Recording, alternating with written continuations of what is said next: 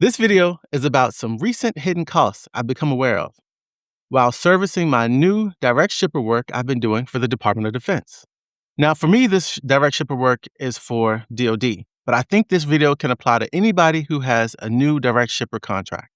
So, we just won this new direct shipper contract, and it's sacred to us small guys because it's our first and only one. And because it's so special to us, we don't want to fail. So, we are doing whatever we can to make sure we're not late, to make sure we don't cancel on them. And to do that, we're kind of going above and beyond to service them, right? So to do this, I was operating a little bit out of normal. And I started getting the feeling that it might be costing me more than I realized. So I took a look at the numbers, and this is what I found.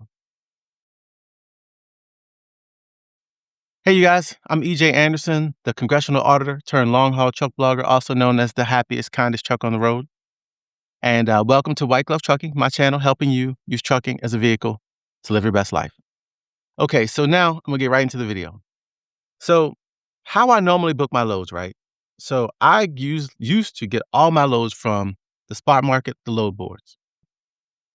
I would just wait until pretty last minute because I found over time that that's where the best rates are. So, I would either book like maybe the day before, or if I didn't want to be stressed out about whether they were going to unload me on time so that I'd be on time to the next pickup, then I would just literally get unloaded and then look at the load board and book the next thing. And then the last thing is I didn't care where I went. So I would just go wherever the money took me. Like whatever was paying highest at the moment, that's what I would do. Right? Okay, so that worked for me for years. Okay, but now that I have this new DoD stuff, I've been changing how I operate to sort of like maneuver around that stuff, right? And so I've got three scenarios that I noticed, and each one of these had a hidden cost to it that was eating away at that next DoD load. Okay, so the first one is deadhead. All right, now for one load, I had to go from my home to the pickup location, and it was 500 miles. That's way longer than I would normally deadhead. And so I wanted to see, well, how much does that deadhead really cost me? So I've used an example of a load that would go 1,000 miles and pay $4 a mile. So for $4,000. So at first, and this is kind of interesting. At first, I was calculating just the fuel. So I had it at like 42 cents a mile, right? But I was like, why am I just using the fuel? I need to use the entire of the variable cost. So that jumped it up to 60 cents per mile. So now you can see what 60 cents per mile of deadhead cost me at each of these mileage increments. And the 500-mile increment is really important to me because that's exactly how far it is from my home to like the most common pickup location I've been picking up at. So you can see that with that $300 of deadhead cost, it took that $4,000 down to really $3,700, which took that $4 a mile load down to $3.70 a mile. So that was the first scenario. Okay, now the second scenario is the weekend load. All right, so normally, if I get a load on Friday, I'm trying to book a load that maximizes that weekend, right? So I'm driving probably most of the day on Friday after I get loaded, and then definitely Saturday and Sunday. And so those loads typically would get me maybe somewhere between maybe $2,500 to $3,000 for the weekend, right? Now, I've noticed that if I have a Monday pickup for my Department of Defense, or if you're a direct shipper, you can't really risk getting a load that delivers on Monday that's either too far away or delivers too late in the day. It's just too risky. So I've had a couple of instances I've had to like maybe cut that weekend load short to make sure that I was either delivering like first thing in the morning on Monday or closer to the shipper. So that normal weekend load that would be 2.5, 3-day run is now just a 1-day run. So when that happens, here's an example.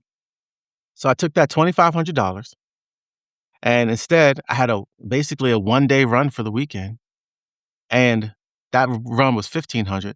Now, I will say there is one consolation here. When you get a weekend load, I've noticed that even if it's technically just a 1-day load, the fact that you have to have that load all weekend usually makes it pay more than what a 1-day load would pay during the week. So at least, you can get maybe $1,400, $1,500 for that 1-day load on the weekend, as opposed to maybe getting $1,000 for that load during the week, right?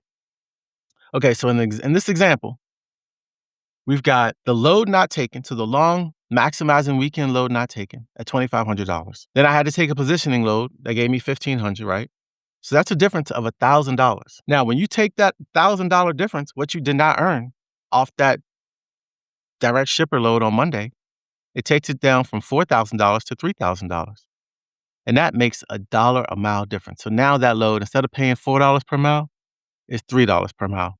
Okay, and then the last scenario is what I call a positioning load. Okay, now I'll use an example that actually happened to me. I had to go from Utah to Kentucky, right, to pick up for my next direct shipper load. And when I was in Utah, I saw some $3 a mile loads from Salt Lake to Washington to Oregon. So I had to forego those. Okay, so first I had the load I couldn't take, which was $1,500 for 500 miles, which is $3 a mile. Next, you look at the positioning load that I had to take. It was 3 days, and it was $2,700, okay?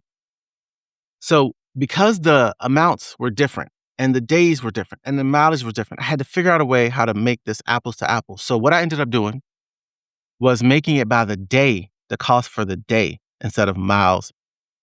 So what that meant was for that load I couldn't take, that was $1,500 in 1 day. The positioning load was for 3 days. So if I take that $1,500 times 3 days, that's $4,500 versus the $2,700 I had to get from getting back to my direct shipper. So that difference is $1,800. Now, when you take that $1,800 from that $4,000, then I'm left with $2,200, which is taking that down from a $4 a mile load to a $2.20 a mile load. And you know what else? It's actually even worse than this because the 500-mile load is 500 miles, right? That's 500 miles of fuel. That long positioning mile load, it was like over 600 miles a day. So that's even more fuel, more variable cost. So I didn't even calculate that in here, but that would make it be even less. So one of the main lessons I learned from this is short positioning load and a long direct shipper load, it might be okay. But when you're doing a long positioning load for a shorter direct shipper load, you're really eating a lot of your profit on that load just to maintain that relationship. And that gets me to another thing. So now some of this stuff you might be okay with because you're saying, look, I am trying to start and build a relationship and I'm setting a foundation to build something bigger, right? So if you have aspirations to grow, then this is definitely stuff you have to consider and do. But let's say you just want to just be a solo operator forever and just enjoy the peace of it, then it might not actually be paying as much as you think to do these direct shipper loads. And that's not to say don't try for it, don't do it. But I would just say know those hidden costs and maybe even know that it has to pay a little bit more than what you even thought it was going to pay in the beginning. And for me, I'll speak for myself. It looked like it was a lot more money, right? Because, you're always getting stuff from the spot market, the low boards, and you see this other stuff and it's more money. But how much more is it with these hidden costs? You really got to calculate it. And I'll just give you one more little example too of something that happened recently. So I normally have figured out trucking to where absolutely nothing stresses me out, you guys. I mean, I love it out here. I think of everything in a positive way. And so whenever I would get stranded, so like if I got Tonu or I got stranded, I'd be like, hey, okay, I'm cool with that. I'm paid time off, right? So I had this happen recently. Now I got stranded for a whole week and I was getting $250 a day. And normally I would just be like, okay, I'm cool. Pay vacation. I'm just gonna make this work out. But in this instance, it made me miss a direct shipper load and miss out on a lot of money. So I missed out on the direct shipper load so that I'm like hurting my relationship and I missed out on the money, right? So it turned a situation that normally I swear I would just be so happy, be like, oh yeah, $2,000 for a week of just relaxing. It turned that into the most stressful situation. And so that's another thing you got to consider. Like once you get locked into these contracts, it just makes it takes the game up a notch. Um, and anyway, I mean, maybe a lot of people don't care about that, but for me, like peace is paramount out here. So that's just a consideration. Just another thing to consider. All right, to sum up, just make sure you're looking at all your costs. Make sure you know what the hidden costs are, and make sure you're putting that into your bid price, your contract price. Make sure you're bidding appropriately. And that's it for this one, guys. Hope it was helpful, and I will see you on the next one. Take care.